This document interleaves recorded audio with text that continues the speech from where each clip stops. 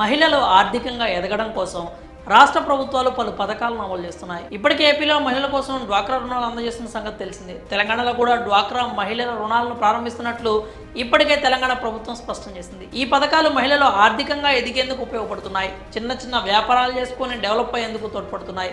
అయితే రాష్ట్ర ప్రభుత్వాల నుంచే కాకుండా కేంద్ర ప్రభుత్వం ఇచ్చే పథకం ద్వారా కూడా మహిళలు ప్రయోజనం పొందొచ్చు.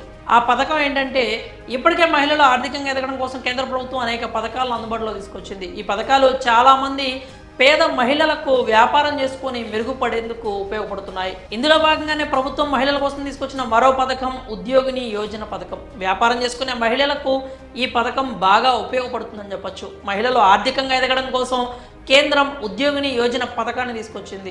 ఈ పథకం కింద బ్యాంకులో 3 లక్షల వరకు లోన్ తీసుకోవచ్చు. అయితే ఈ లోన్లో ప్రభుత్వం 30% వరకు సబ్సిడీని అందిస్తోంది. అయితే ఈ పథకం కింద లోన్ పొందాలంటే మహిళల వయసు కనీసం 18 నుంచి 55 ఏళ్ల వరకు ఉండాలి. అలాగే బ్యాంకు రుణానికి వారు ఎలాంటి హామీ ఇవ్వాల్సిన అవసరం కూడా లేదు. కానీ ఈ పథకం ప్రయోజనాలను పొందేందుకు కొన్ని షరతులు అయితే ఉన్నాయి. వాటిలో మొదటిది కుటుంబ ఆదాయం.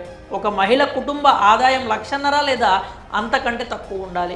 అయితే వితంతువులు, వికలాంగులు అయిన మహిళలకు మాత్రం ఆదాయ పరిమితి లేదు. ఈ లోన్ కోసం మహిళలు ఎలాంటి ప్రాసెసింగ్ ఫీజు చెల్లించాల్సిన అవసరం లేదు. కానీ ఈ లోన్ కోసం ప్రతి ఒక్కరూ Aadhaar card, address proof, BPL card, కుల ధృవీకరణ పత్రం వంటివి అందించాలి. సాధారణంగా మహిళలు ఏదైనా లోన్ తీసుకున్న దానికంటే ఎక్కువ చెల్లించాల్సి ఉంటుంది. కానీ ఈ ఉద్యోగిని యోజన పథకంలో అలా కాదు. ఇందులో మీకు ప్రభుత్వం నుంచి సబ్సిడీ వస్తుంది. మరి హామీ లేకుండా సబ్సిడీపై 3 లక్షల వరకు లోన్ ఇస్తుండడంపై మీరేమనుకుంటున్నారో మీ అభిప్రాయాలని కామెంట్స్ రూపంలో తెలియజేయండి.